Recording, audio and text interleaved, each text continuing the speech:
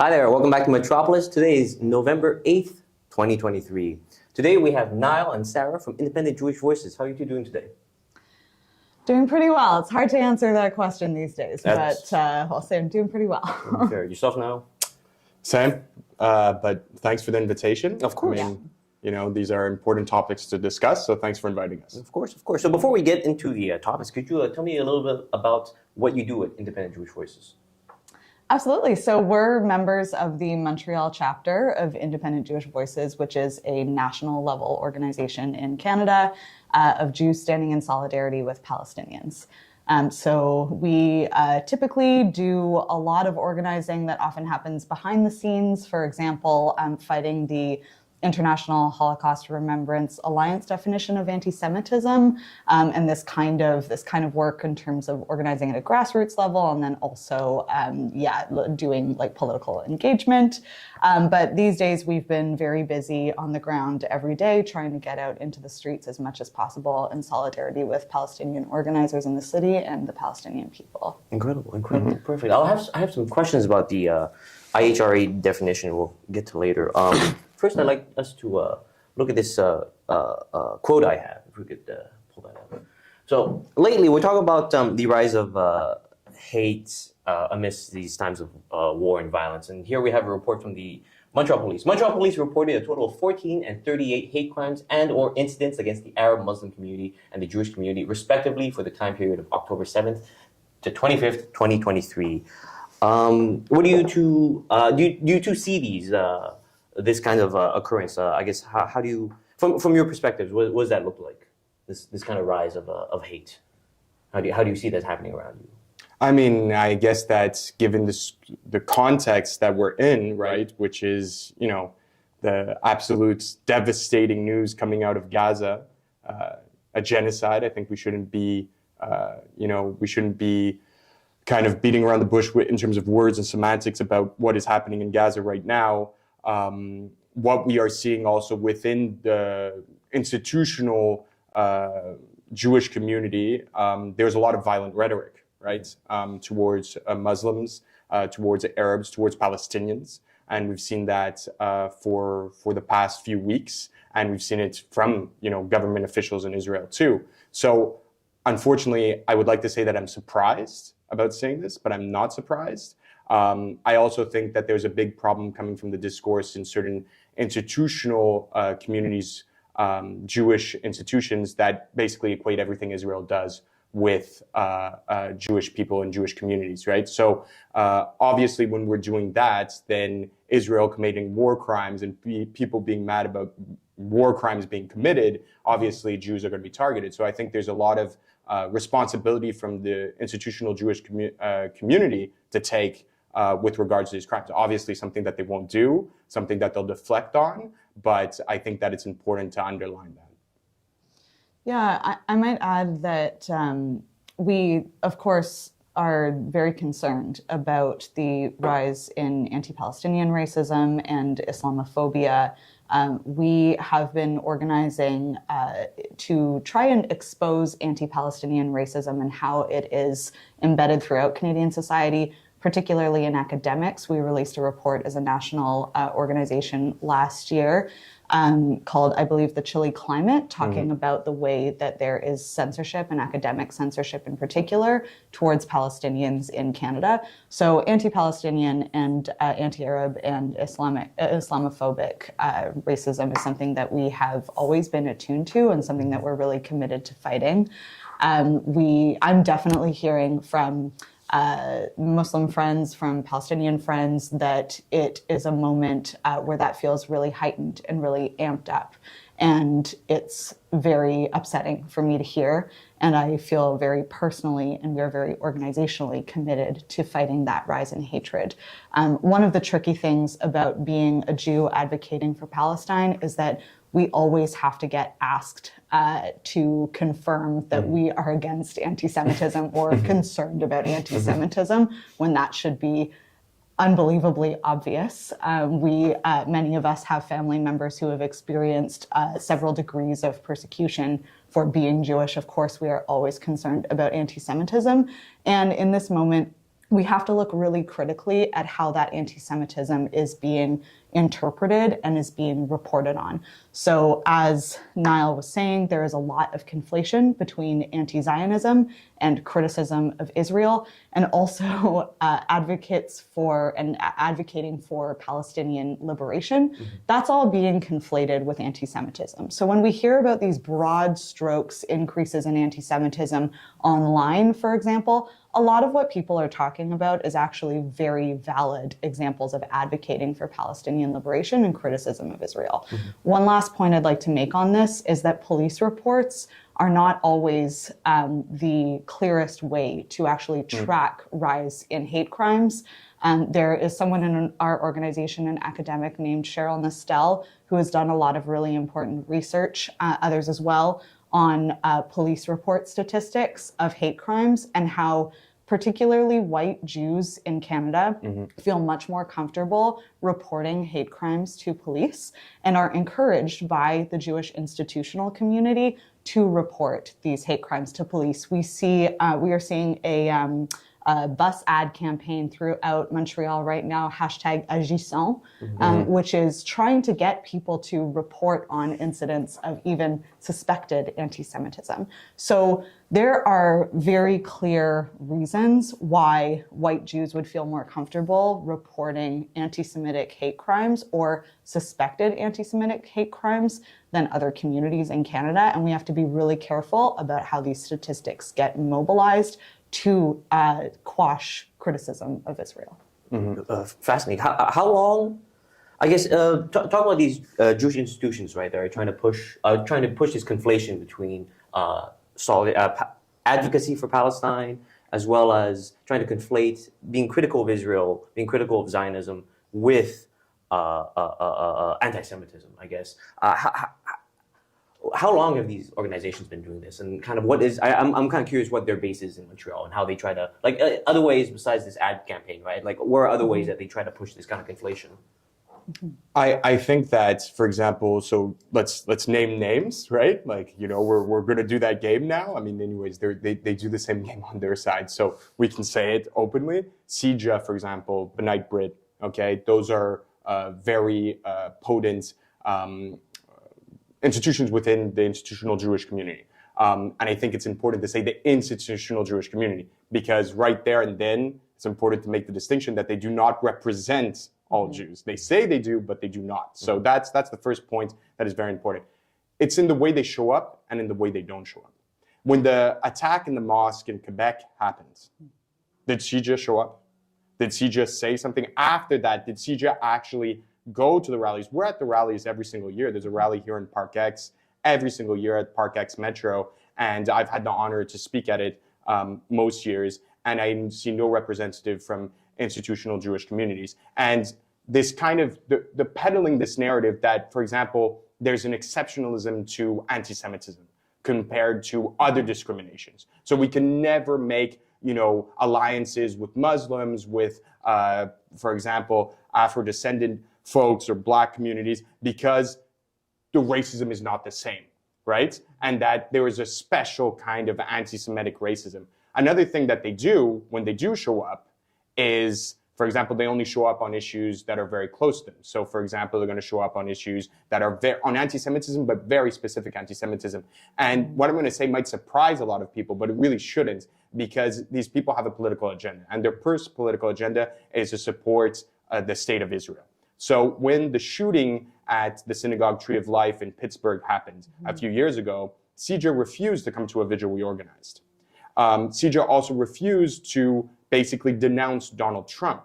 Nikki Haley, who was Donald Trump's ambassador to the United Nations, was invited by CJA, and I think B'nai Brit was also part of that gala. They called it a gala. Red carpet, everything. I think it was in Westmount. And they basically put out the red carpet for Nikki Haley, who's the ambassador to the United Nations for Donald Trump, the most presidents, but in recent memory, it was shooting at the synagogue, Tree of Life, where Donald Trump was basically saying that George Soros was basically the puppeteer master bringing migrants to the border. So, that is the problem, right? When we talk about anti-Semitism, it's for some organizations, it seems like there's some anti-Semitism we can accept, and IJV, we don't accept that premise at all. We are against any form of anti-Semitism, any form of discrimination, any form of racism. Thank you for that. I'll add too that it's again kind of a tricky thing to talk about, and I've been coming up against this recently and trying to have conversations with Jewish organizers, friends, and families about how can we talk about the very real influence and lobbying power that these organizations have without falling into anti-Semitic tropes, you know, about Jews controlling the media, about Jews controlling politics, all of these things. So we have to do a lot of that work as Jewish organizers for Palestine to break that down and talk about the exactly as Niall was saying, the very specific political objectives and orientations of these specific organizations that have a lot of money. I'll add the Simon Wiesenthal Center as another one that kind of masquerades as a cultural organization and doing a lot of like Holocaust memorial and education work, but all of their activities are funneled towards support for Israel as a political agenda. So, you know, I don't think that we have to have an expectation that religious community organizations are politically neutral, but they are masquerading as such, as if what they're doing is both representative of the whole Jewish community and is politically neutral and really just like in our community's interests, for example, to educate the Canadian public on the Holocaust. And I wish that they were doing good work educating the Canadian public on the Holocaust. But just as one example, as Niall is saying, it gets put forward as this very exceptionalist story that always has Jews as the victims. And this is a story that is told repeatedly throughout our communities, and I think is part of the reason why we are seeing such resistance from those institutional Jewish communities, Jewish community leaders to really accept that Israel is committing a genocide in Gaza right now, because we are taught that that is not possible because form of hatred. And so there are so many bigger narratives in our communities, and that we're really doing a lot of work around how to best approach that struggle. But for these organizations, I would say really important to keep them in their context, that they're individual organizations. They have a lot of power, but they're not all Jews. They don't represent all of us. I wish Jews controlled the media, then I would have a lot different stories that I'd be able to tell. We would be invited everywhere. Yeah. We just have to fit this in amongst all of our interviews. Of course. But it is very important for us to name these organizations and the influence that they're having, because it is real. It's very real. I guess one question I have, hearing this about organizations like CIJA and the Simon Wiesenthal Center, like how do they get into positions where they get the claim to be representatives of the Jewish community? Do you think there's a lack of I don't know what it might be, like kind of uncritical kind of platforming by media? I'm kind of curious how they get into these positions, right? I mean, I think that there's a lot of factors. I think that, you know, just institutional support and organization and a materialist analysis, right? Like, if you have a lot of resources to be able to, you know, kind of create like an institutional backing, then those institutions are going to become the institutions at the forefront, right?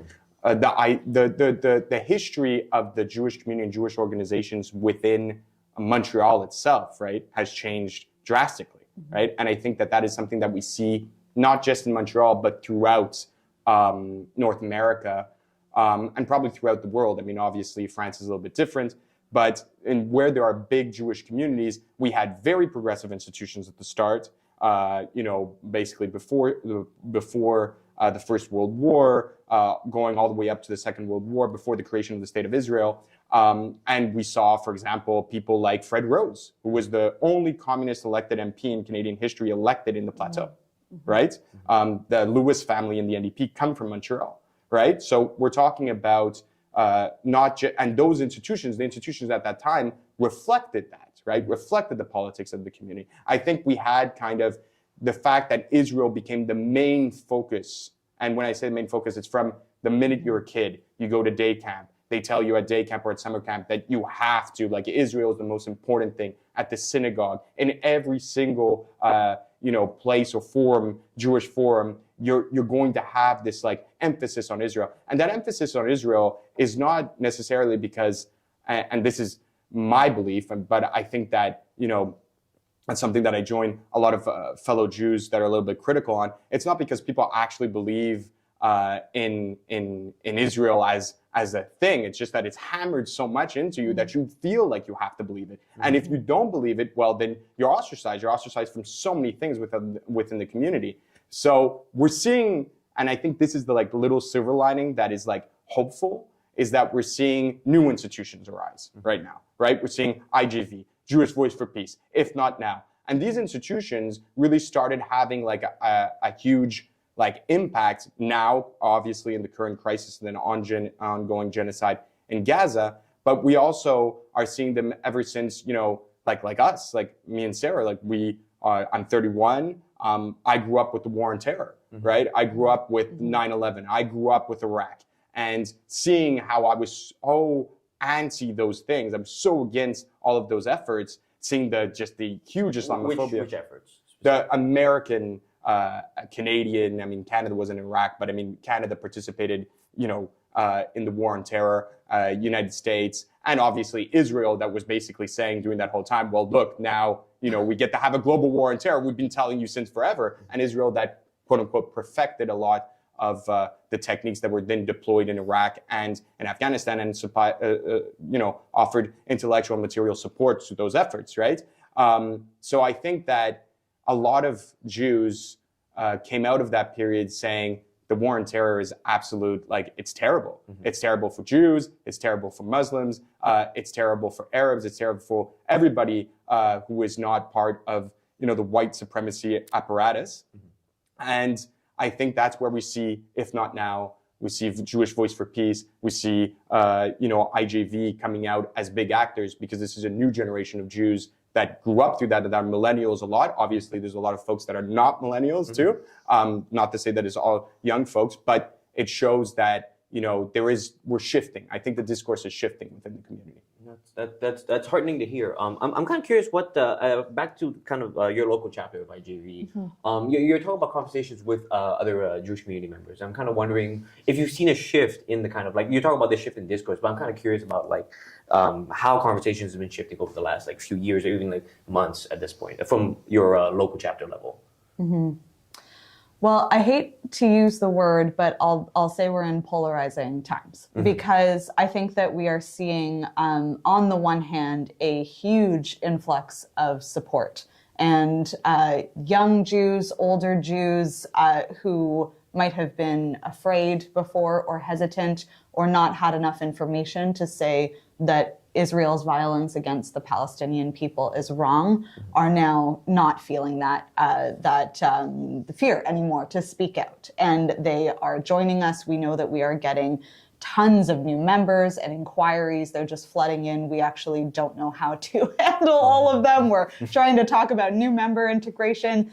So we are seeing a huge influx of support, which has been really fantastic. And we are having lots of conversations with people who are new to this, who have been on the streets in the last month in Palestinian-led demos for the first time, for example. So we're seeing that huge influx of new membership, new interest. I would say we are also seeing what for me has been a really shocking siege mentality on a lot of Jews in Montreal. And I use that word consciously because this is what we're seeing, where there is a people under siege, and that is the Palestinian people, particularly in Gaza, but also in the West Bank. We know that entire villages are having to move. We know that people are being killed, tortured. It's horrendous what's happening in the West Bank as well. So the Palestinian people are under siege, and the Jewish people are being told by our institutional leaders, by our politicians, by the police, that we could be under siege. And I am seeing that leading to very real, very deeply felt fear among Jews in the Jewish community here in Montreal and also across Canada. So that's something that we really need to, I think, face as well. And in my mind, I've been trying to separate that out, that we need to take the fear seriously without necessarily needing to take the messaging seriously of where that's coming from. The messaging being the siege mentality, the idea that we could be under siege. We are not. And we need to reach out in solidarity right now. We need to strengthen those relationships of solidarity. It is not a time to feel like you have to be afraid to be Jewish. It's a time to be proudly Jewish, standing up for justice and building those connections. But that fear that we're seeing in the Jewish community is very real, alongside as I mentioned, the huge influx of support and interest. No, thank you for that. Let's go to let's go to our next slide. Right. So I guess so we have just this week, kind of speaking back to the rise of hate and hateful attacks in Montreal and all across Canada, right, in the wake of this violence. We have here a report about a firebomb in DDO Dalal des Olmos. So let me read this. What appears to be firebombs were thrown against the front door of a synagogue in Dalal des Olmos, as well as the rear entrance of a nearby Jewish community center. So I guess to kind of tie into what you're talking about, this kind of siege mentality, I'm wondering just your initial reactions to this, right? And like, how do you communicate to your community, right? That like that the fear is real, that these kinds of hateful acts are real, but then how do you make sure that that kind of fear doesn't turn into just kind of full-on consent for like even more violence? It's a large question, but take it however you like. To go back to what Sarah was saying, I think it's very important to distinguish between the fear that is real and the message. And also, to add to that, I think that it's what do we want as a solution? Do we want as a solution more violence, more hate? Do we want to go into that bunker mentality where like everybody's against Jews? Because that is reality, as Sarah was saying, that is very present and prevalent within the Jewish community for a bunch of reasons and reasons that are valid, right? But do we want to go into that mentality? Because at the end of the day, we have to look at who are the people that are actually standing up for us when nobody else will. And throughout history, who was standing up for us were other marginalized communities, not the people in power. So as a Jew, when people in power say, you know what, you should feel this way, I tend to not feel that way. When they say, you should do this, I tend to not want to do that. And I think that that is a tradition that has a lot of strength within the Jewish community, within Jewish history, and that's what we have to come back to. So to say, obviously, terrible what happened in DDO, obviously, absolutely, unacceptable. At the same time, I think that if we reached out to members in the Muslim community, the members of the Muslim community would stand with us in this moment and say, this is not how we should be going about things. We have to go towards peace. We have to build bridges. And so if CIJA, B'nai B'rith, and all the other institutional actors within the Jewish community, the big institutional actors, because IJV is an institutional actor too, whether they accept it or not, if they want to go towards peace, then we have to unite with the Muslim community, with other marginalized communities, and say the way to go towards peace is to stop what is happening in Gaza right now. One thing that I have been sharing with friends, particularly around the October 7th attacks, but I think it applies here too, is this idea that we don't want to instrumentalize really horrific things to defend more violence. And I think it speaks to what you were saying as well. Could you expand on that for me? Absolutely. So we have a saying in Jewish tradition for people who have died. We say Zichrono Livracha, or may their memory be for a blessing. And this is something that I have really been coming back to, particularly for those who were the victims of the October 7th attacks. But it's a message that I saw first coming out of family members of those who had died, saying that they did not want the memories of their loved ones to be incitements to genocide, incitements to violence. And that's really what we're seeing repeatedly from Israeli officials, including Netanyahu, who is saying, there will be no peace until Hamas is eradicated, whatever that means, when we know that they're completely carpet bombing civilians every single day. We are seeing that Netanyahu and the Israeli government at the moment is using the memories of those lives lost in the October 7th attacks to defend this genocide that they're committing.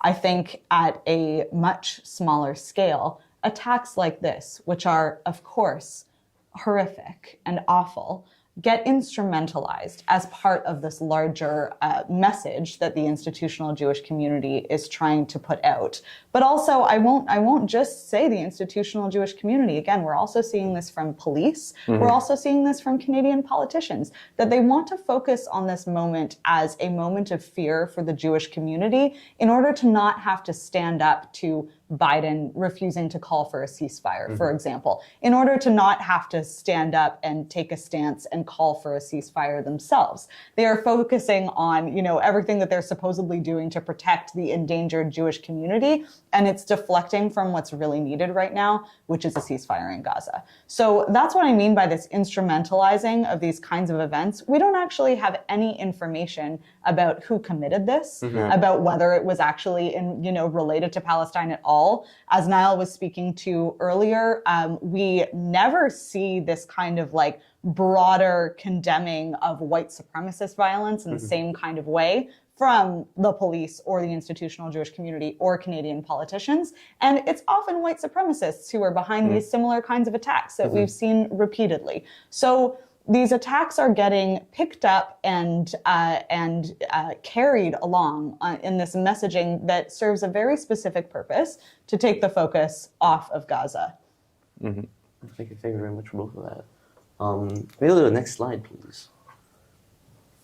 Right, so here we have, well, this is something I wanted to talk to you both about. So we were talking about instrumentalizing. I think this kind of ties into that very well. So we have the mayor of Hampstead, Jeremy Levi, who I believe this week, I think it passed city council and is now in effect. Well, it's something like there's going to be $1,000 fine for people who are found tearing down posters of Israeli hostages, right? Because during the October 7th attacks, Israeli hostages were taken. I've seen them around town. You have these profiles of the hostages. In Hampstead, they said that if anyone's found taking them down, there's going to be $1,000 fine. I'm going to read some of these quotes right now. So this is from Jeremy Levi, the mayor of Hampstead. We are taking extraordinary measures to send a very clear message that if anyone is going to vandalize these posters, there will be a proportionate response. Hampstead unequivocally stands with Israel and its right to defend itself. This is not a question of taking sides. This is good over evil. So there's a lot to talk about here. I think this kind of ties in well to what you're talking about instrumentalizing. It seems to me that's kind of what he seems to be doing. Curious as to your reaction to this. Absolutely. Shall I open briefly? Yeah, I will say that this is a perfect example of how the memories of the dead are being instrumentalized as incitements to genocide. So absolutely, we've seen these posters around town for a few weeks now. I believe they started in New York, that this is not just a Montreal thing. These posters are being put up all over the world. We're seeing these posters masquerading as something neutral, right? That they are just standing up for lost lives. But of course, we know that that is not the case. They have been designed as if they are missing person posters, right? As if we need to keep an eye out for these people who have been taken. It is such a disservice to people who are being held hostage or to people who have been killed to have their faces plastered all over town as if we're going to look for them in Hampstead. It's absolutely disgusting to me and just so out of line. And again, masquerading as if it's out of concern for their lives or their families. If it's out of concern for their lives or their families, why are people not specifically pushing Netanyahu to focus more on the hostages, to get the hostages back, to do a kind of a prisoner exchange? Why are they shamelessly defending this complete carpet bombing of civilians? It has nothing to do with the hostages, and it really disgusts me. So absolutely, those posters have a very clear political purpose. I'd also like to get into the good versus evil point, but maybe I'll save that for after. Niall, your reaction? No, I don't have much to add to what Sarah just said. I think it's 100% like what I would have said. If people are so concerned with the hostages, I'd call for a ceasefire. It's crazy to see people talk about hostages so much when, now we're over 10,000 dead in Gaza, right? You want hostages. I've never seen a hostage situation where we're bombing the building in which the hostages were. I don't know. I mean, even in movies, we don't see that. So, I mean, you should really have, like, if the institutional Jewish community and the mayor, which is Jeremy Levy, thanks, I didn't know he was mayor of Hampstead, but now I do, are concerned, then they should call on Netanyahu for a ceasefire. I think before we get into that, I do have this kind of interesting. I'm wondering, like, what place is it for a municipality like Hampstead or any other municipality really to weigh in on this kind of like global issue? What kind of weight do you think that holds for municipalities to be doing things like what Mayor Jeremy Levy is doing, or even otherwise? The general question is just like, yeah, what should municipalities be doing with regards to what we're seeing unfold in Palestine? Yeah. I just want to make a really quick comment. When basically like Montreal was diffused, there was a fusion in Montreal and then diffused several neighborhoods. Hampstead was one of them, right? If I'm not mistaken. In the 2000s. Right? Yeah, in the 2000s. In the States, a similar thing happened, right? During the 1960s, right after the riots, not riots, but protests with Malcolm X's death and Martin Luther King. And it was called white flight. And what we're seeing in Montreal, in many cases, in places like Hampstead, in places like Côte Saint-Luc, in places that decide we are not part of the Montreal community. Westmount is a perfect example too. We are not part of the Montreal community. We don't want to be part of the Montreal community for fiscal purposes, obviously, a lot of the time, but also because they don't want to be part of, a community that quote unquote doesn't represent them. That's a lot of the discourse we have. And I think that it's just a microcosm of exactly the bunker mentality that we have within the Jewish community, right? Which is this idea of like, if we draw these boundaries here, then we're going to be safe. Well, if you don't take into account the racism that happens on the other side of the street that divides Montreal from Hampstead, Jews are going to be safe nowhere, right? So I think that it's a very interesting example, the fact that we have these little neighborhoods that are cities, right? That are completely have this right to govern themselves and etc. and never talk about anything except, what we're seeing right here, but would never talk about, for example, the attack of the Mosque of Quebec. They would never talk about Islamophobia. They would never talk. So, it's just an interesting point that I wanted to make. Thank you for that. Would you like to talk about the good versus evil rhetoric? Yeah, and I actually just want to add one more thing about what municipalities can do and what that impact is, because I think it's something that we've been thinking a lot about in this moment where we're organizing so much and Justin Trudeau is not budging, except when he accidentally started to say ceasefire in that one interview and then stopped himself for humanitarian pause, which is another one of the most disgusting terms that has come up in this current onslaught. But I'll just say that two of the things that have really come up for me as pieces that we're doing as a chapter locally is that we are pressuring our politicians and we are building relationships. And those are two really constructive things that we can do right now. So in that sense, I think as individuals, that's how we can have an impact. I also think that municipalities have a bigger impact in those two ways because they have more power. So for a municipality to say, we're going to fine you for taking down a poster, that has a huge amount of power. That is stopping people from disrupting this political discourse. It's also really reinforcing for the community that they're in danger. And it is adding another layer of policing and another sort of push for this narrative that Jewish safety lies with the police, which we are very much against. So yeah, these municipalities making these kinds of calls, either in support of a ceasefire or reactionary calls in the other direction, they have a really big impact. So I think at all levels, we can have a huge impact on relationship building right now and on pressuring the politicians who can actually call for a ceasefire in a meaningful way. To shift over to this piece about good versus evil, it's really, really deeply disturbing. And it's disturbing to see someone who even has as much power as a mayor of a splinter municipality on the island not have an awareness of what that kind of language means. We saw a really interesting piece come out from the CBC offering clarity about how they use the word terrorist in the last couple weeks. And they were very clear that they only use the word terrorist when it's attributed, say in a quote, something like that. because coming out of 9/11 in Iraq and all of these atrocities that we've witnessed in our lifetimes, there was a real push to not incite hatred with words like terrorist, because we know that it is a dog whistle for Islamophobia, right? Like it's so obvious now.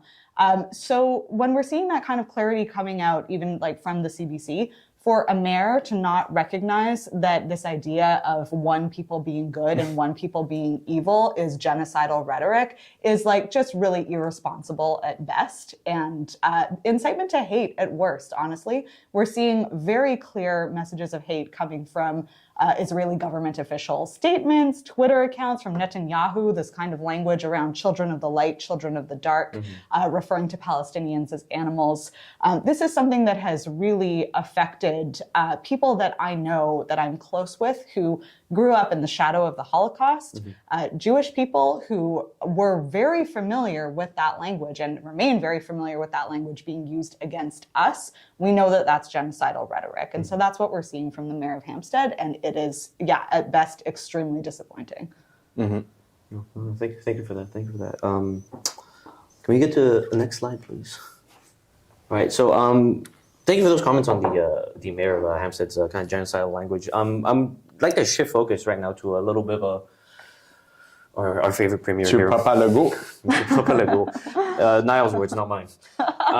So I think I pull up this quote. This is a quote from October 10th, I believe, where Legault was commenting on, I think, in the immediate aftermath of the October 7th attacks by Hamas. So this is Legault telling at a press conference, "I want to tell all the Montreal Jewish community and those in Israel and the world, I want to tell everyone that the Quebec nation is at your side."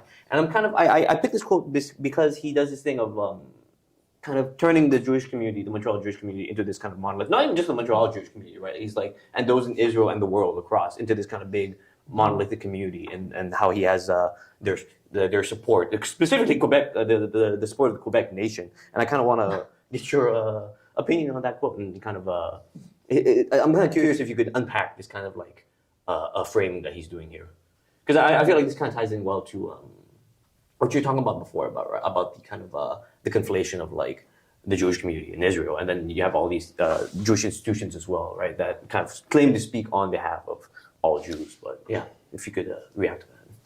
There's a lot to unpack in that, like a lot, in such a simple sentence. And I don't think that Papa Legault even realizes how much complexity there is in the sentence he made. It's truly a gift. It is. But I think that the first thing is like the history of Jews in Quebec, right? Like the history of Jews in Quebec has been a history that has been very, very complicated, right? In the sense that Jewish communities that arrived, first Jewish communities that have been here since, we think of like Francophone, white Francophone, whatever, Quebec, starting with the Samuel de Champlain, whatever, and the colonization, obviously the massacres against indigenous peoples. But Jewish communities were always present in some shape or form in Quebec, as were most racialized communities, just we don't want to talk about it. We don't want to acknowledge that, right? But there is a very difficult relationship between Quebec nationalism and the Jewish community in Quebec, right? For various reasons. A lot of people think that it's because of language, which is absolutely not true. Today, we have more Francophone Jews in Quebec than we have Anglophone Jews. Sephardi and Mizrahi Jews for the most part. The reality is that the Quebec national movements and nationalism had this exclusionary tone to it at many points. And this is not just, the sovereigntist movement, because I think it's important to distinguish between the sovereigntist movement and the nationalist movement. Duplessis was not a sovereigntist, he was a nationalist. And Duplessis, put in law, some of the most terrible anti-Semitic things, and this is after the Second World War. This is not in the lead up. In the lead up to the Second World War, we had Le Devoir that openly said that one refugee was too many. When we're talking about Jewish refugees fleeing the Holocaust and fleeing anti-Semitism in Europe, we have certain figures that are seen as like towering figures in Quebec that had very, very anti-Semitic, positions. The only one that bears mention, but he was a misogynist, so it's kind of like okay, cool. Was Joseph Papineau, Louis-Joseph Papineau, and the Patriotes that actually wanted Jewish people to have the right to vote. At the time, obviously, it was only Jewish males, and only Jewish males with certain money and stuff like that. But in the context of this quote, like there's all of that to unpack, right? The very strained relationship that Jews have with Quebec nationalism, not because there were not Jews that felt more Quebecer than they felt Canadian, or felt more, or wanted or participated in the sovereignist project. There were Jews that participated in the sovereignist project. It's just that at a certain point, and with movements like Legault, we feel excluded. And so, the thing I would say to that, to kind of wrap this all up, is, Legault has this vision, which is absolutely the 100% like institutional Jewish vision, which is fed by him, by the institutional actors within the Jewish community, which is you can be anti-Semitic on borderlines as long as you support Israel. You can say stuff that is really questionable about Jews as long as you support Israel, as long as, you don't criticize too much, Israeli war crimes and the ongoing genocide in Gaza. And I think that his position right now is a position that, for anybody that knows the history of Quebec since the end of La Grande Noirceur, since the end of Duplessis, is questioning, what is this position? We have a premier in Quebec that says, oh, I'm ready to go to bat against Justin Trudeau any day. But he's not ready to go to bat against Justin Trudeau over a ceasefire, which has been supported. Like, that is the position, the historic position of parties like the Bloc Québécois, of parties like the PQ. There was links between the sovereigntist movement in Quebec and Palestinian solidarity movements since forever. So we're seeing right now, basically, that the nationalism of François Legault is a nationalisme de pacotille, which means is a little nationalism that is just, we're gonna pump up our chests and talk about the federal government until it actually costs us something. Mm-hmm. I'll just add that I really appreciate that we're focusing the conversation on nationalism a little bit, because that really is so much of what's behind this push to support Israel, is the idea that the Jewish people are a nation and therefore deserve a state at all costs. So I think that's something that hasn't had center stage in these conversations, that Zionism is a form of nationalism. Mm-hmm. And so it is very interesting to see both Legault referring to Montreal Jews and Jews around the world as part of this Jewish nation, mm-hmm. and that the Quebec nation is at our supposed side. And of course, as Niall spoke to, the Quebec nation, as represented by their national leaders, are sometimes at the side of Jews and sometimes decidedly not. And we are constantly calling on our community leaders to call it out when they're not. Yeah, thank you for that. To kind of bring things back to a more of a local perspective, I'm kind of curious about, before we were mentioning the International Holocaust Remembrance Alliance, mm-hmm. They have a specific definition of anti-Semitism. If you could kind of expand on what their definition is and how, and I guess what efforts they have been doing to try and get that definition around Canadian institutions, Quebecois institutions. Mm-hmm. I can start at a high level. Yeah. So the IHRA definition of anti-Semitism, as it's commonly known, is a definition of anti-Semitism that includes a main definition and then a series of examples of how this definition gets applied. And essentially, the definition provides the message more explicitly in the examples that criticism of Israel is anti-Semitic. Mm-hmm. And we have seen a huge push internationally and specifically across Canada at all political levels, from school boards to provincial legislatures, to put this definition into law. And the huge risk with that is then that anyone who is putting forward valid criticism of the state of Israel can be censored or prosecuted or worse for being anti-Semitic. Mm-hmm. So this is something that we've been fighting as an organization nationally and locally at all levels for a long time. And maybe you can speak to some of the specifics. Yeah, the specifics in Montreal. So we had a big victory in Montreal in 2017. where IHRA was going to be passed through City Council, and we succeeded in stopping that. And I think at the time it was the biggest city in Canada that refused. Basically, it was tabled. The motion was tabled. It didn't go because basically the person that was pushing it, Lionel Perez, who unfortunately lost his election, last municipal election, boo-hoo-hoo, basically realized that there was not enough support within City Council to pass it. And so, coming back a little bit to a question before about what municipalities can do, there was, Montreal has this, I don't know if it's a statue, but I know that there is like this whole thing with Nelson Mandela, right? Like one of the first places after Nelson Mandela basically exited was freed. And I don't know if he was president already of South Africa or not, but he visited Montreal, right? And there's all those famous pictures of him at City Hall and how basically, Canada, with Mel Rooney, played an active role in the end of apartheid and stuff like that. We played a role far too late in the war against apartheid. The people that actually played a huge role against apartheid were Cubans that sent soldiers to go fight against apartheid, but that's a whole other story. But in Montreal, we have this ethos that, we're a city that stood side to side against apartheid, right?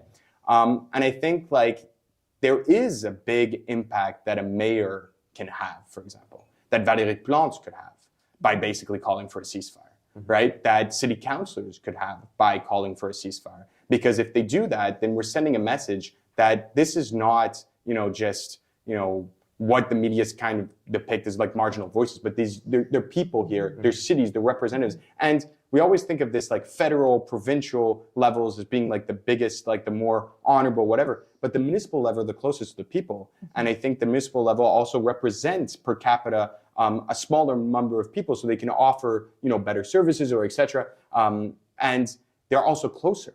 And I think that it's important for them to realize that the majority of Montreal is the crushing majority of Montreal. I'm sure if we did a poll, they want a ceasefire, and that's across all communities, it'd be Muslim, Jewish, Arab, etc. So that's something I think Montreal should really look into. I think there's a poll recently that said 2/3 of Canadians are in support of a ceasefire. So thank you very much for that. I think I'm kind of curious if you have any. Before you talk about silver linings, I'm kind of wondering what the next few weeks, months look like for IJV, what you're expecting, what gearing up for. Well, I'd say our number one focus right now is ceasefire, as we've been talking about. We are hearing that from all of the Palestinian organizers that we work with across the city. It has to be ceasefire. It has to be ceasefire now. Every day, thousands more are dead because of the cowardice of Canadian politicians in refusing to call for it. So that is our number one focus. And we will be on the streets every day if we have to until that is called for.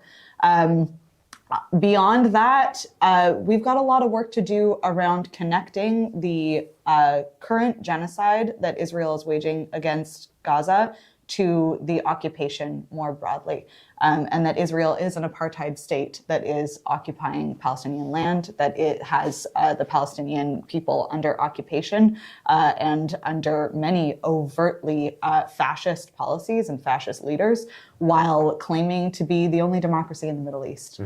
So, of course, this fight does not end with a ceasefire. This fight ends with ending the occupation, and we will continue to fight for that beyond this. In these fights against the Israeli occupation, I recall there's I believe a protester this week in Calgary who was I think arrested and charged, right, with I think something like a hate crime, because he at a protest he had the microphone and he said the article I read didn't name the chant specifically, but I do believe he said from the river to the sea Palestine will be free, and I'm wondering what your thoughts are on that, because that seems to be like we're talking about this kind of like these policies, right, where we're talking about we want to see kind of less like hateful rhetoric, and then we have this protester who was arrested for this. I'm kind of wondering what your reactions are to that kind of occurrence, because it seems like I feel like that. It seems sort of in line with the kind of if the IHRA definition was accepted here in Montreal, right, and someone would chant that, it does seem to be that like the people who chant these kinds of things might be arrested for anti-Semitism. I'm kind of wondering what your thoughts are on that. So the jurist in me is going to go into the weeds a little bit about if IHRA would be applied to a definition, to something like that, because it's only applied if we can prove that the intent of a sentence from the river of the sea, everybody will be free, means the elimination of the Jewish population within that land, which is called the historical Palestine, which is, this is like a pipe dream of Zionists. Like they think that Palestinians are going to do to them what they did to Palestinians. But that is their problem at the end of the day. I think that saying that everybody in Palestine, in historical Palestine, from the river to the sea, they be Jewish, they be Christian, they be Muslim, they be Arab, they be Jews, they be Israeli, regardless that they have the same rights, that's what that sentence means. So I don't think that even if IHRA was adopted, it would be considered anti-Semitic, and yet we are at a extent, and this is just like where I want to finish this point on, is like we're at an extent now where there's so much criminalization of Palestinian speech that even things that are, for example, should be totally okay, like from the river to the sea, which by the way, the flag of Israel is from the river to the sea, like the blue, anyways, the blue lines. So we should also like ask ourselves, how did we get here? And I think it's also, Palestinians have the right to resist. They have the right to resist, and they have the right to resist, obviously, peacefully too. And this is a peaceful means of protest, and we're criminalizing it. So how do Palestinians resist if we're criminalizing BDS, if we're criminalizing speech, if we're criminalizing all these things? I'm kind of curious more about the kind of municipal side of these, because I think you had the mayor of Toronto, Olivia Chow, talking about, I think this was immediately the week of October 7th, talking about shutting down these kinds of pro-Palestinian protests. And now we have this person who was charged and arrested. Last week I had Sarah Shami on from Palestinian Youth Movement, and we watched we listened to a clip rather of Valérie Plante being asked if there was going to be a point where like enough was enough and that if she was going to shut down protests. She said she wouldn't. She was talking about free speech. But I'm wondering kind of what you think are the, I guess, general risks of kind of this kind of shutting down protests. What do you make of that happening elsewhere but not here? Like, why do you? I'm kind of curious why that's not happening here. Why do you think? Why do you think they're not shutting down the protests in a similar way here than they are in like Calgary or that they claim to have been interested in shutting down in Toronto? Well, and if we talk about that, we can talk about France and Germany too, where we're seeing full cops in riot geared and militarized repression against these protests. I think that that emerged, as you said, really early on as the very first rallies and demonstrations in solidarity with Palestine were immediately being tagged as supporting genocide of the Jews. We were seeing that so early on, and we knew as a local chapter that it was absolutely essential that we show up and that we defend the right to assembly, that we defend the right to free speech, and that we fight against, as Niall was speaking to, the criminalization of Palestinian speech, Palestinian activism. So absolutely, that's been a through line. And as you connected, I mean, it's pretty wild for me to see the application of this kind of background work that we've been doing to try and stop the political adoption of the IHRA actually come into practice now. And as Niall was saying, it's legally more complicated than that to say that it's directly applicable, but it's very scary. It's very scary to see anti-Semitism or accusations of anti-Semitism, which should in theory protect our community, be deployed as ways to criminalize Palestinian people. It's very upsetting, and that is why we are fighting this idea that police keep us safe. It's not the case. Police, when they are, arresting people who are chanting from the river to the sea peacefully, who are gathering to fight for Palestinian lives, it's completely unacceptable, and it's nothing about Jewish safety. It's really just about state repression. Yeah, 100% what Sarah said, and I think that at the end of the day, there's also this idea that I always wonder with this, like if somebody said, we hear so much Islamophobic stuff in public space in Quebec, so much, and it's just like, nobody is talking about that, one. And two, we don't have a special definition of Islamophobia to ban, criticism, let's say, of, anything actually, So it's just like, you can't, essentializing Jews is anti-Semitic. Putting Jews as a category apart from all other racism, all other forms of discrimination is anti-Semitic and doesn't help Jews. Exactly what Sarah was saying. Do you think what these Jewish institutions like CIJA and Simon Wiesenthal Center are doing, do you think that's anti-Semitic? Do you think that's essentializing? I think it's essentializing. Okay, yeah. Absolutely. And I think that at the end of the day, that essentialization can be the grounds, can create fertile grounds for anti-Semitism, right? Because we fight all the time as Jews saying, hey, it's not, and Muslim communities do it all the time, right? Where Muslim communities say it's not, there was a terrorist attack, whatever, that's not all Muslims. They shouldn't even be saying that. I mean, that's absolutely abhorrent that now every time you go on media anywhere, you have to condemn Hamas. It's like, the limits test now is condemning Hamas and then we'll let you speak. As if like we're not gonna, as if people agree with what Hamas did on the 7th of October. It's absolutely crazy, right? Also at the same time, not talking about any of the war crimes that Israel committed because nobody has to condemn those. But I think the real important part of that is, the essentialization, saying that we're all the same, is a form of racism. I mean, it's the baseline when you look at racism in any definition.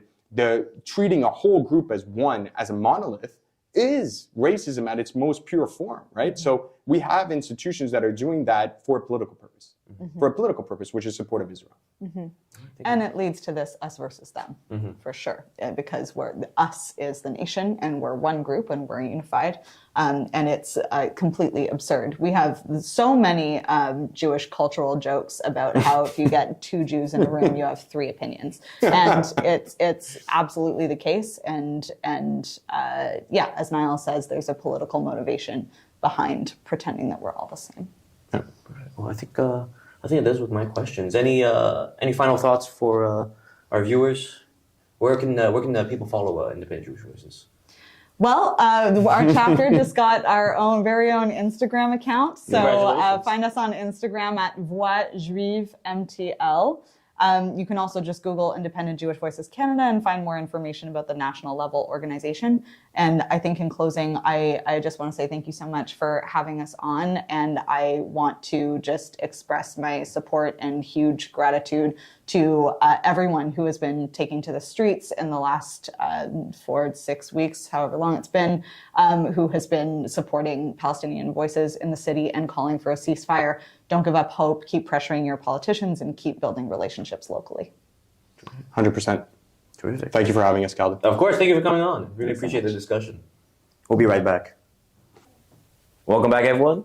I forgot to say my name the first time, but my name is Kalden Dhatsenpa. I'm the host of Metropolis. Today I'm with Savanna for our segment, Hello, Good Byline, where we check in with our journalists to see what they've been reporting on and what's been on their radar. What's been on your radar? Well, Kalden, Palestine has been on my radar, specifically pro-Palestine and pro-Palestinian activism here in Montreal. I've been coming back recurrently to discuss the activism that's taking place in the city. And recently, this past Saturday, I covered and attended a pro-Palestine march in Montreal, which had probably the biggest turnout in the last month of protests here in Montreal. About 50,000 people were in attendance. I think I heard that was the biggest protests in support of Palestine in Montreal history. Yeah, I heard that too. I didn't look into it, but I would believe that I've been here for, I guess, 10 years now and attending pro-Palestine marches for 8, and definitely nowhere near, not even just Saturday, but the amounts of participants I've seen in recent weeks. Yeah. What did you see at the protest? Yeah, what did I see at the protest? Well, it started out at Place des Arts, really wonderful kind of images that I captured of it was, I'm not sure the exact building, but organizers were on this kind of balcony of a building, or sorry, roof of a building, whatever you would call it. But there was just at the corner of like St. Catherine and St. Urbain, I think. Yeah, exactly. And there were kind of like a sea of people below, and it was just really, I guess, amazing to see the engagement from all the protesters. The chants were so loud, and it started out there, and then moved towards the CBC headquarters, where essentially other organizers were already there and blockading both entrances to CBC. On one side, it was just organizers holding posters, and on the other side, the same thing, except they had marked the walls or the entrance of CBC in red paint to kind of signify that CBC had blood on their hands for the reporting that they have been doing on the region. Yeah, we can actually look at a clip of the coverage that I conducted.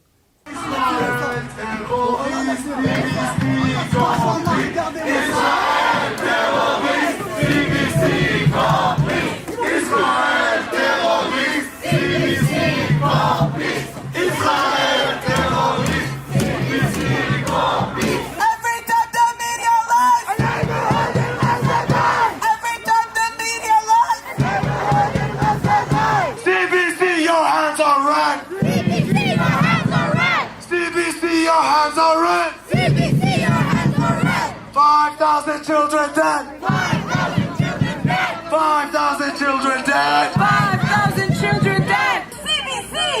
We will not let you fool us into thinking that this occupation is anything but a genocidal and fascist project! CBC English has an official policy of not using the word Palestine. We have the Montreal Gazette yesterday publishing an article titled "How Hamas Uses Hospitals as Shields During War Against Israel."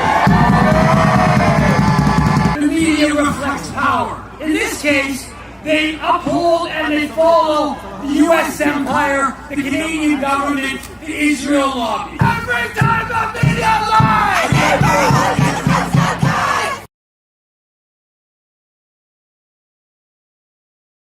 Wow.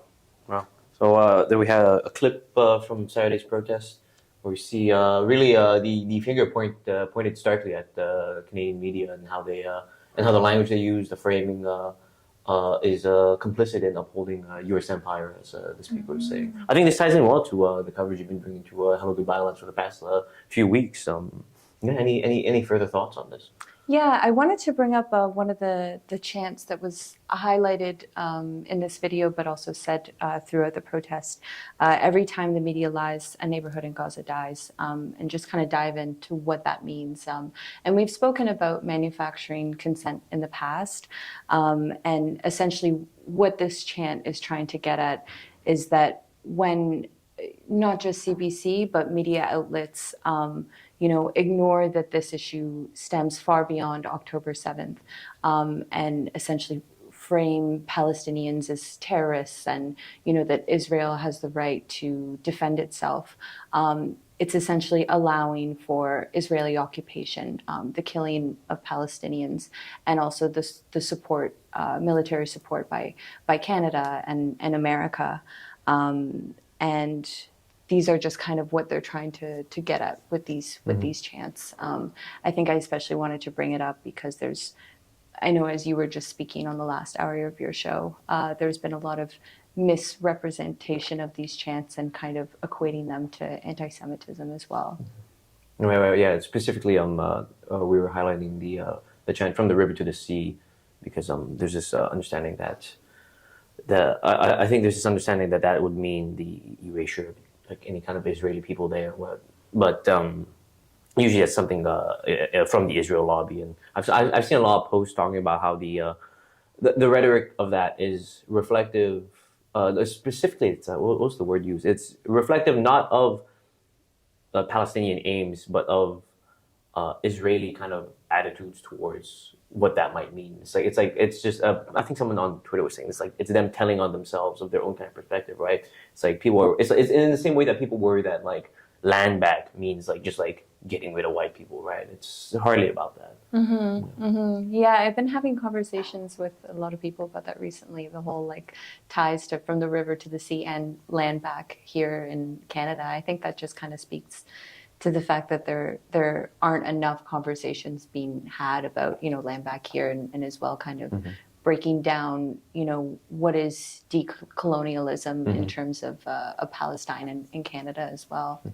Yeah, I wanted to bring up too CBC's response to, I guess not to this video, but essentially to the actions that the protests that were day. held. Yeah. A representative from CBC, Chuck Thompson, he responded to me, and I essentially asked, I'm a journalist, I'm putting together this video. Would you be able to provide a comment on your reaction, CBC's reaction to the activism that was hosted outside of CBC's headquarters, and the paintings such as Justice for Journalists in Gaza, and he said to me that over the last 4 weeks, CBC News has been on the ground providing continuous coverage of the Israel-Hamas war. We have documented in explicit detail all that has transpired. Our objective is to ensure Canadians receive fair and balanced coverage of this tragic and challenging story. I had followed up with another email asking him, what about coverage beyond October 7th, specifically language such as, Israelis were killed, Palestinians died. Unfortunately, I did not receive an answer to that email, but I wanted to bring up CBC's coverage of this event as well. They essentially really highlighted the beginning of the protest, calls for ceasefire, essentially the main points, but it wasn't until the very end of the protest they had provided a few sentences essentially explaining what had happened at CBC, and the photo that was used was not the photo here with red paint. It was essentially the other side of CBC where, it wasn't painted, it maybe looked more innocent, no kind of metaphorical paint as blood, and I thought less of a striking image, I guess they wanted to run with. Yeah, less of a striking image, and I think also maybe, in my opinion, hiding how they're being called out. Yeah, I noticed when I was putting this video together on Sunday, I was just searching to see the coverage. Not just specifically on this protest, but specifically at CBC, and I really didn't come across anything. I haven't checked since Monday, but at least Monday, Sunday, not much highlighting what happened at CBC. Well, fascinating. It's you would think. I mean, I would think at least that there'd be some kind of I don't know, solidarity or some motions towards the journalists, right, that have been killed in Gaza. But seems like nothing on their end. Not too much. And while this protest did end at CBC, I did also want to identify that some of the speakers didn't just call out CBC, but they called out other media outlets. Across the street, there was CTV, which was called out.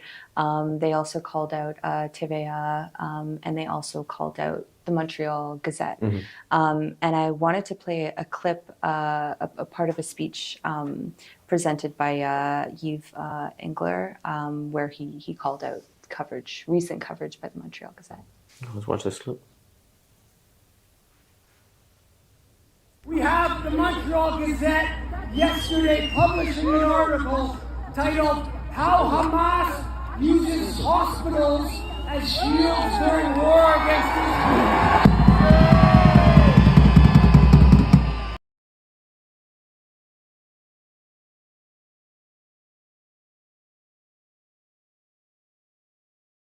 So it was Yves Engler talking about the article from the Gazette, where the Gazette, the article said how Hamas uses I can bring it up. Hamas uses The article was titled "How Hamas Uses Hospitals as Shields During hospitals. War." Right. So that has this very specific kind of framing.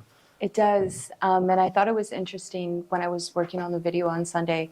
I was trying to find this article, and I wasn't able to on the Montreal Gazette's website, but I did find a similar article with the exact same title on the National Post on their website. And I think it's worth noting that the Montreal Gazette is owned by the National Post. I reached out to Yves and to ask, I essentially sent him the link to both articles, and I said, I couldn't find the Montreal Gazette article with the title you mentioned.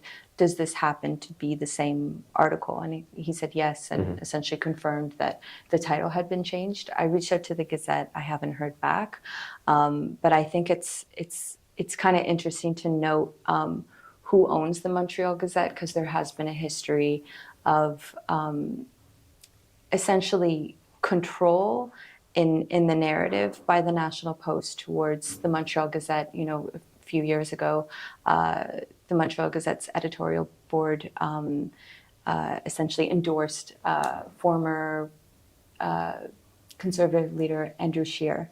And I know at the time a lot of staff members of the Gazette were against it. They endorsed him during the one of the federal elections, right? Exactly, Right. exactly. But a lot of Montreal Gazette staff members did not endorse Scheer, but essentially said that they didn't have power over the Gazette's editorial because it was the power of the National Post.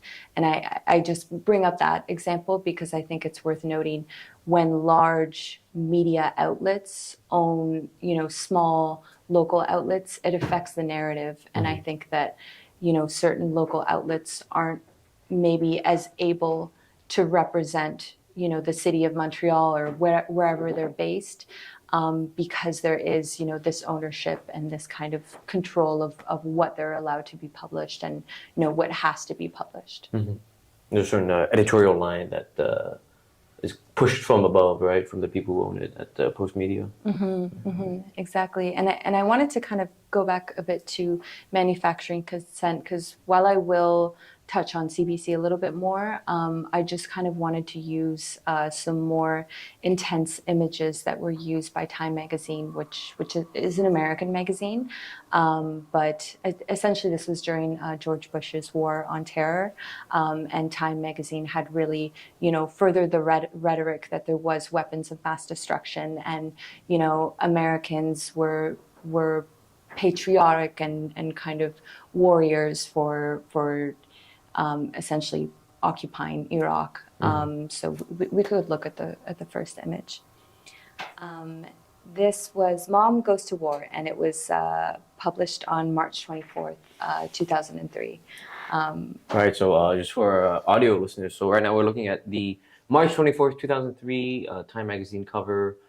There's an image of a woman dressed in military gear. It's a close-up of her face. We see her helmet. She's wearing goggles. Helmet strap is on. It says, and the title says, "When Mom Goes to War." This helicopter pilot and her husband are now based in Kuwait, leaving behind their 14-year-old daughter. A family tale. Lieutenant Colonel Laura Richardson. On first look, because I've seen this image so many times, and I've used it when I've spoken about war on terror, but what do you kind of see or the feeling that you get when you look at an image like this? Well, we have like the words mom and war, right? So it's kind of bringing domestic life into these things that we imagine as like these foreign, far away kind of like wars, right? I guess there's this. What I read from there's this attempt to kind of humanize, even like valorize this mother who went to war, right? I think especially in this kind of subtitle where this helicopter pilot and her husband are now based in Kuwait, leaving behind their 14-year-old daughter, a family tale.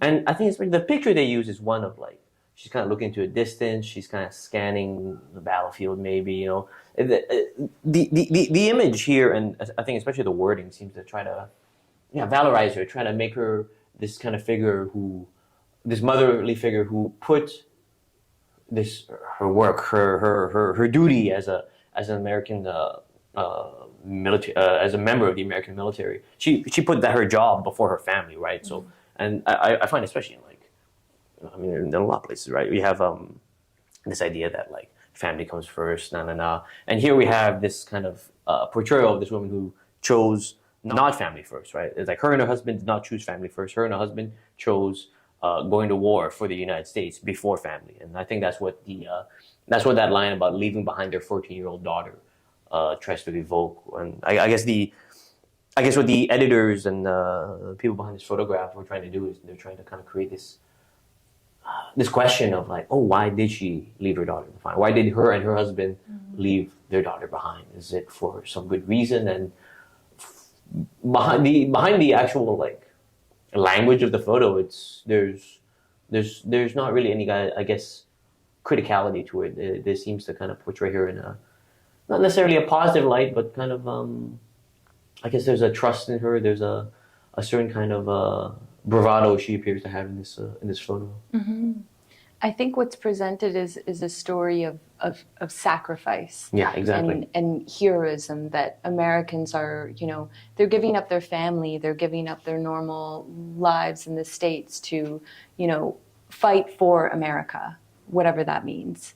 And I think it's, the photo, it's very simple. There's just a blue sky in the background. There's maybe some details in the reflection, but it's almost, we're kind of taught in terms of like videography, when you film from below, it's like this position of power. And it's not angled too below, but there's almost like a subtle, we're almost like looking kind of directly at her, but like a little bit below her. Yeah, we're below her eye line.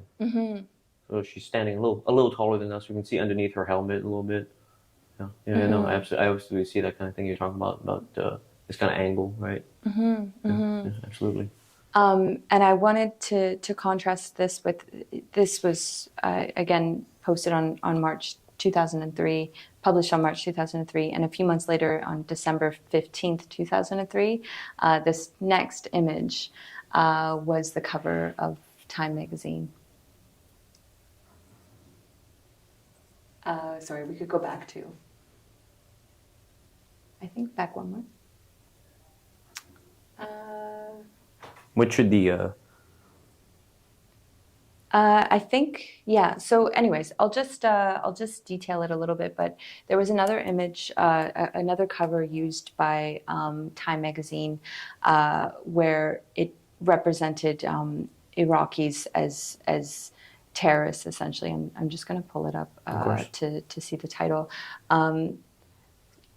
Exclusive, the hidden enemy, and it was depicted as an Iraqi man, with a keffiyeh tied around his face. He had this weapon in his hands, and it really kind of furthers that message of, in Iraq there are weapons. In Iraq there are weapons of mass destruction, as Bush insinuated so many times, and eventually came out that there wasn't. So it's kind of this stark difference between, Americans are heroes, Americans are helping their country, a story of sacrifice, whereas on the other side, Iraqis are, they're terrorists, and America. They're hiding something. Yeah, exactly. Right. They're hiding something, and America needs to be protected, and it's public knowledge that tens of thousands of Iraqis died during the Iraq War and, America's occupation, essentially, of Iraq. I think 600,000 is the figure. 20 years later on, yeah.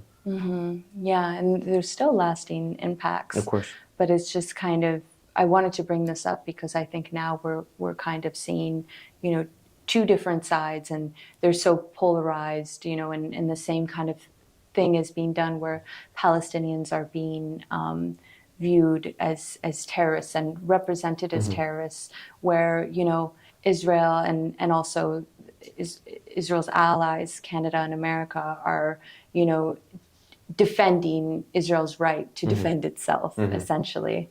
So I think I just wanted to bring these images up because I think that it's very powerful in the narrative that is pushed, that essentially allows for the manufacturing. Right. Yeah. Or back in 2003 for the Iraq War, it's like, I guess consent is manufactured by positing these American soldiers as kind of they're doing a sacrifice. They're kind of there trying to find what is hidden, right? As like we're talking about these weapons of mass destruction. We're trying to quell this kind of I guess violent force of Saddam Hussein's Iraqi government, right? And then this is also, I think, important to know, right off the heels of the September 11th tragedy, where that was kind of weaponized to kind of lead into this invasion. And now you feel like you're seeing parallels between that and Palestine and Israel today. Yes, and what I'm kind of seeing is a little bit less focus on images, but the language. Right, I mean, right. I think I haven't come across too many images as intense as the difference between this image and the other one that I described. But the CBC in particular does kind of use specific language. And I brought it up on the show before, Israelis were killed and Palestinians died. Who killed the Palestinians? Right. There's not really much kind of direction as to why they died. It's just kind of implying that they just died. And the analysis kind of stops short for Palestinian deaths, but not for Israeli deaths, where there's someone implicated as the killer of these Israeli deaths, where the Palestinians are just circumstance or exactly, some nebulous reason. I had a couple of headlines I wanted to get your thoughts on. Please. This one. I have a head. I have some lines. Let's check out these lines. Too many headlines. Okay, here's one. October 15th to October 15th of last month. Palestinian workers stranded in West Bank fear for families in Gaza, but refuse to condemn Hamas. Wow, that's in the headline. That's in the headline. Okay. Yeah. How do you think? Okay, can you see that one again? Yeah. So Palestinian workers stranded in West Bank fear for families in Gaza, but refuses to condemn Hamas. I guess when I'm reading that, you have two very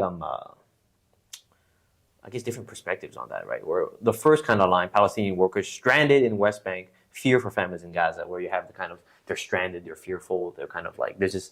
I think that's kind of much more humanizing than I've seen some other things.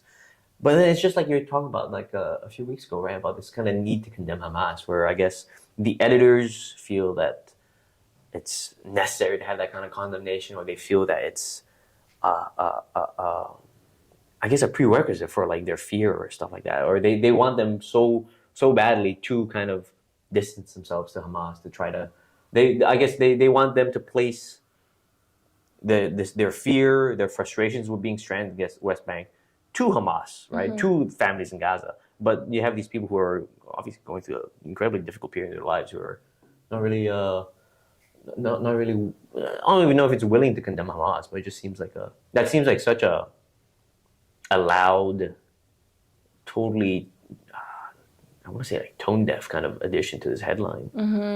Right? Yeah. It's very long. It is, yeah, it's long. Yeah, it's unwieldy. Palestinian workers stranded in West Bank fear for families in Gaza. That could have just been the headline, right?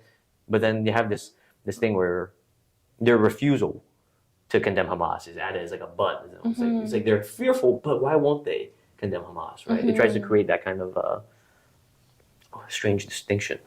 When I read this, I wondered, were they trying to prevent some type of backlash?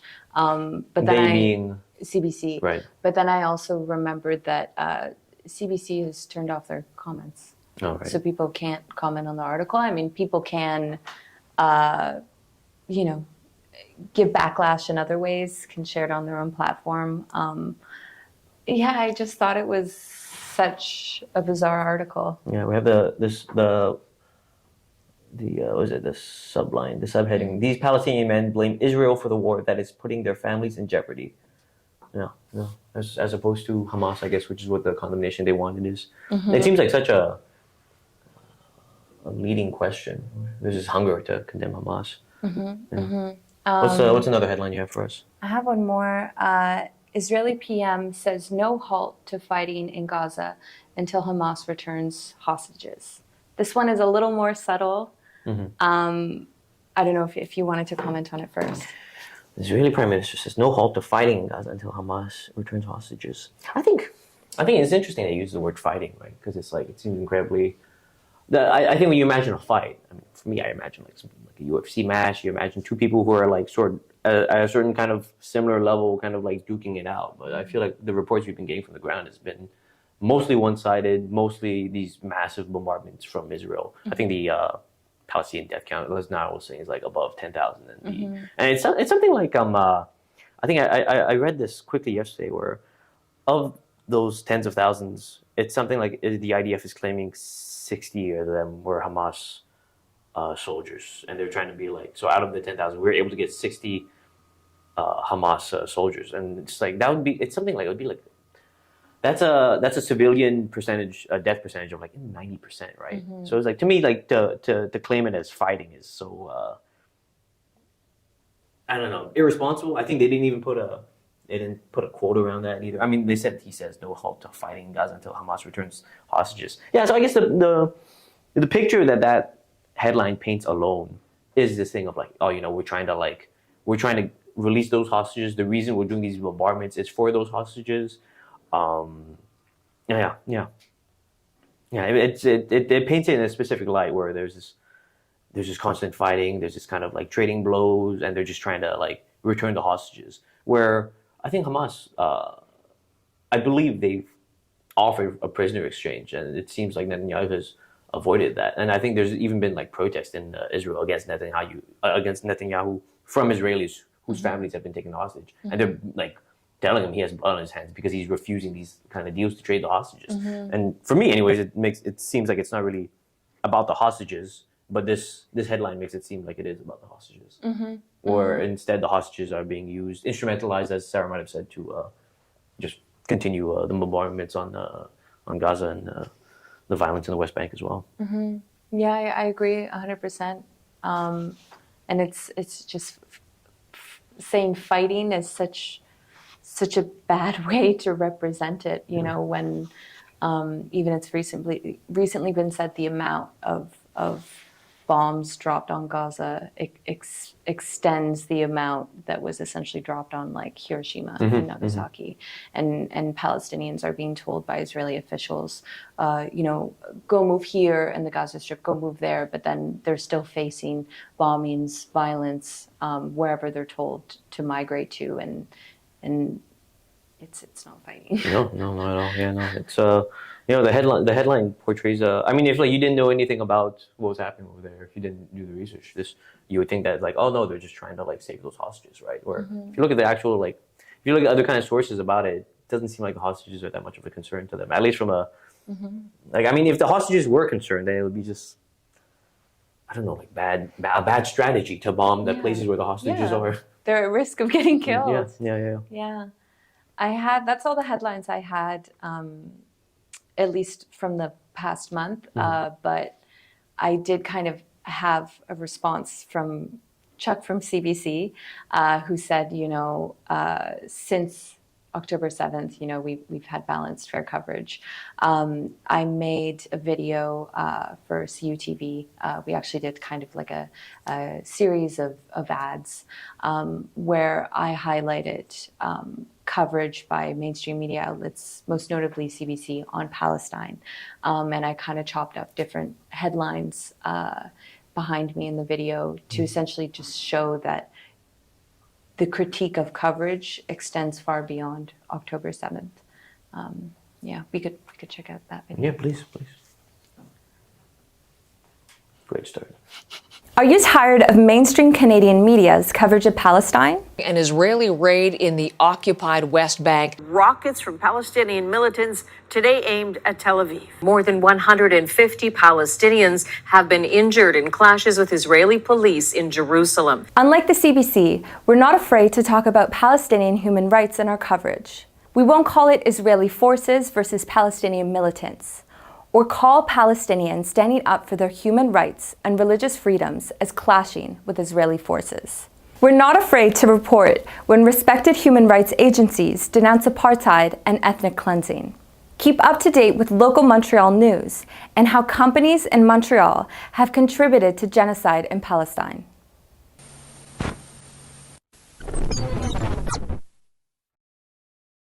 Amazing, thank you.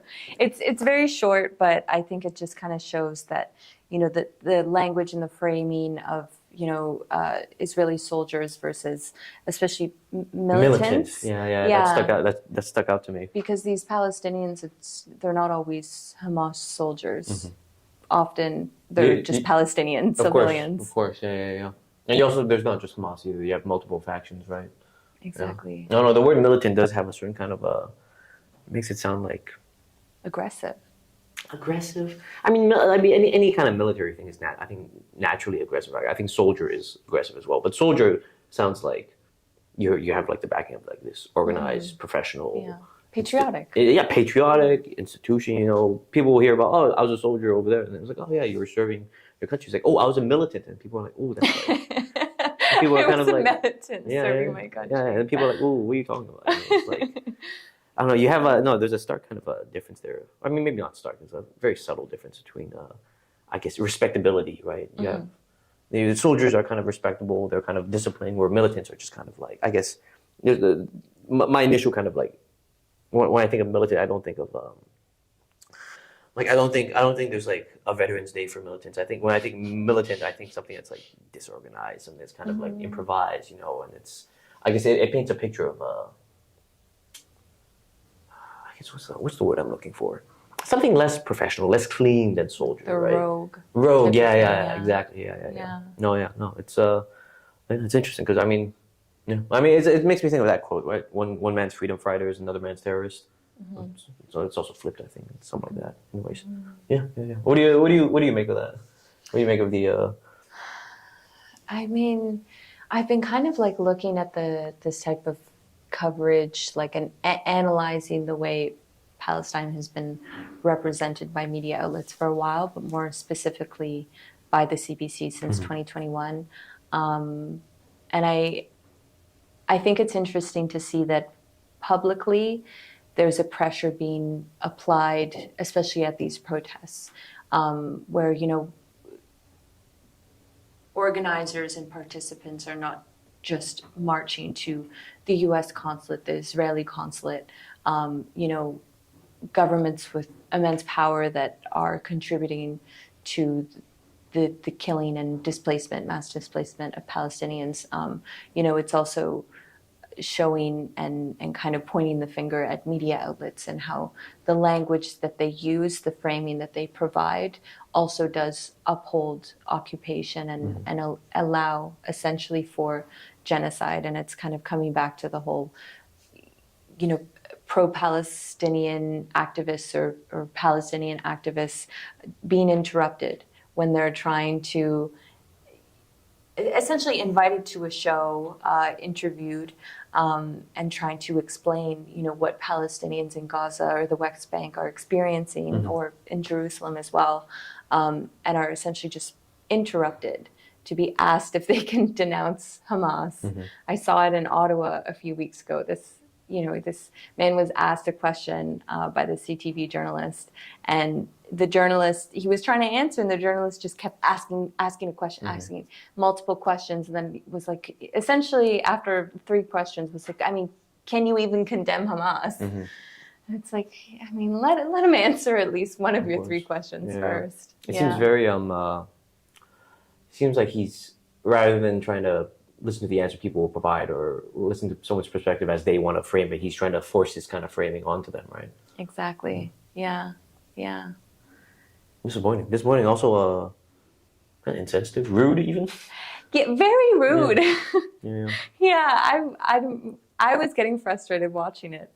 Just like, let the man answer your question. Right. Yeah. No, it's incredibly disappointing to see this kind of, I guess, coverage, this kind of framing across our media, right? Yeah. Like we talk about how, like we had those examples from Time Magazine 2003, but I guess, like maybe while the visual aspect of it, right, is less blatant, there's also magazines that I find do operate on a kind of different level where they have a lot more kind of I find they sensationalize things a little more than like newspapers like the Gazette. But you still have this kind of it's less sensational, you know. It's not like tabloid news, but there's still like a framing at play. There's still something kind of a certain narrative that they're pushing with these kinds of headlines. As small as like the difference, because right now we're talking about such small semantics, right? About like when we're talking about Israeli PM says no halt to fighting in Gaza. You know, that is a very small semantic detail, but these details matter, right? As we see with like how it informs public opinion, right? If someone who only goes off this kinds of these headlines, then they're going to be like, okay, so we have one side, they're militants, they're behind this terrorist attack. Some of them are terrorists, and on the other side you have brave soldiers. On the other side you have people who are trying to defend their families, right? There's kind of clearly going to be like that narrative. The narrative of the media spin is clearly going to have kind of political ramifications and how someone's understanding of these issues, right? And then actually that's going to fall through to who they're voting for, who they're supporting. But I think it feels like it's not quite working anymore, that kind of narrative, you know. I feel like, and it's hard to kind of quantify this in any kind of real way. I mean, I think the closest to quantifying it is, I guess, how 2/3 of Canadians in a recent poll said they're for a ceasefire, right? Which seems to go against the narrative pushed by Trudeau and other kind of world leaders like Biden, Rishi Sunak in England, that are asking for a humanitarian pause, right? And it's kind of clearly people are saying, no, we don't want a humanitarian pause. We want a ceasefire, right? Which I think is good. I think it's a sign that people can't just recycle these same narrative tools from 2003, from the Iraq War, and that people are starting to get smart to it. But now I guess the question is more of now how do we hold the media accountable? As I guess people were doing Saturday, how do we hold our politicians accountable for these honestly kind of lazy, I guess, kind of arguments they're making? Because even just with the images we saw from 2003, I know that many people were aware of what was going on and protesting at the time, but if so many people were able to ingest this kind of content and then, you know, not deem it as propaganda and, you know, really understand out of it that Americans were patriots, were defending our country against the terrorists. If they weren't able to pinpoint that at the time, then, you know, how are people who don't understand media literacy and not in media and understand the sensitivity of language, how are they going to understand, you know, something as little as you brought up as, you know, the use of fighting? Yeah. That's a good question. How are they, I guess, with by watching our show and improving media literacy? Yeah, definitely. Media literacy is so important, I think, because otherwise you like it's not even like out of any kind of like ethical position. You just end up being a sponge, right, to whatever kind of dominant narrative there is, and you just kind of sponge it up, and then you regurgitate it. You spread it around your social networks, people you know, becomes a conversation you're having, and when people think that like, oh no, this is my beliefs, like not quite. You know, this is what you've been fed, like a very specific line, and now you're kind of regurgitating that line, right? That is in support of war, I guess. Yeah, I don't know. I think, are you in support of war? Yeah, 100%. Are you? I do hope that one day, you know, in schools, even elementary, there'll be more classes on media literacy, because I think it's so important. I had classes on media literacy. That's amazing. Yeah. How was that? It was good. It was good. I mean, look at me. I mean, me too. And I didn't have that. I guess just good parents, but I mean, good parents. Yeah, for sure. I think there is like I do think I think media literacy classes and kind of being critical consumers of media and also just like other things in general, I think is good. I think it's being taught in some schools. To what extent, I'm not sure. But there is also the general thing of like, I find because people are so much more surrounded by media than like, let's say like 30 years ago, like the media machine is like nonstop, right? Like every day, like there's no day where we're not consuming media, right? Whether we like it or not. Like even if you don't have a phone, you have like media around you in the form of like advertisements and stuff like that. I think just the pure exposure of that, I think, does lend itself to people developing their own sense of media literacy, right? In the same way that like you learn a language by being in a community that speaks that language. And I think there are because we're so just steeped in media all around us, I think naturally there is a media literacy that kind of grows out of that. Obviously, it's not like a systemic education, but I do think just the virtue of being just steeped in it, I think people kind of are able to just of their own kind of like observations kind of pick up like, oh, that's kind of like, this reminds me of like you were saying, right? This reminds me of 2003. I'm sure there's people who haven't gone through the extensive media literacy courses that are still able to pick up on those simple similarities, Yeah. 100%. Terrific. Well, thank you for coming on to the show. Thanks for bringing these disappointing examples of local journalism onto Hello Good Bylines. But hopefully, there's hopefully they stop. They won't. But they're going to continue, and we'll have you coming on to the show every time to point the finger at lazy journalism. Not even just lazy, kind of irresponsible. Yeah, you're responsible. All right. Definitely. Thank you for having me. Of course. Take care, everyone.